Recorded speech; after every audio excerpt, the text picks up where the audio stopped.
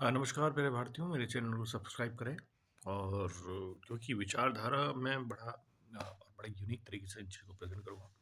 तो बहुत छोटी बात कहूँगा आपसे कि कुछ लोगों से मेरी बात हुई, उनसे बहस हुई, मेरे मित्र हैं, सब हैं।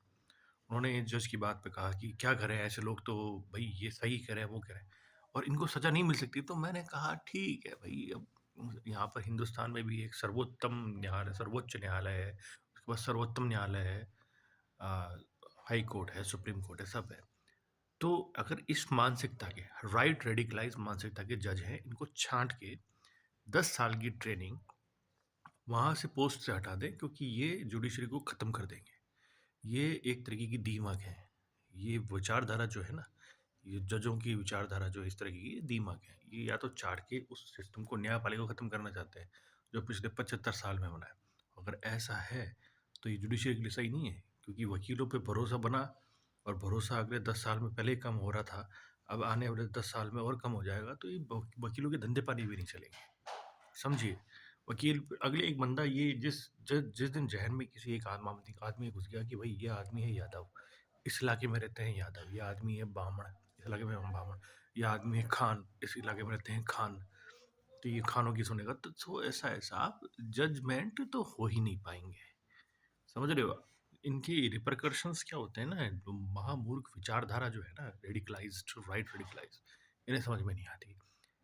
ये इतने छोटे लोग हैं सोच में कि अगर गाय ऑक्सीजन देती है या गाय कार्बन से ऑक्सीजन बाहर निकाल रही है या ऑक्सीजन लेकर मतलब इसको जस्टिफाई करने के लिए इन कमल पार्टियों के लोग आ जाते हैं या इनके समर्थक आ जाते हैं। मतलब सुन के भी हैरानी होती है कि ये लोग इस देश को कहाँ ले जाएँगे? ये इन्होंने मुझे लगता है कि बाहर की कुछ विदेशी संस्थाओं से क्योंकि बढ़ते हुए हिंदुस्तान की ताकत को कम करने का एक ही तरीका है कि इसे उसी ज़ोन में ले जाएँ जहाँ पर इस्लामिक जो रिवॉल्यूशंस हुए थे और रिलीजन बेस्ड पे हुए थे, जैसे बांग्लादेश में हो रहा है वैसे ही सीरिया में, लीबिया में हुआ था, वैसे ही हिंदुस्तान में करते हैं। तो हिंदुस्तान में करने पे अगले 20-30 साल में हिंदुस्तान बर्बाद हो जाएगा, जैसे वो बर्बाद हो गए। फिर हम हिंदुस्तान को रूल करेंगे, तो ये वो लोग मुझे ऐसा लगता है कि स्पॉन्सर्ड है और लगता भी है।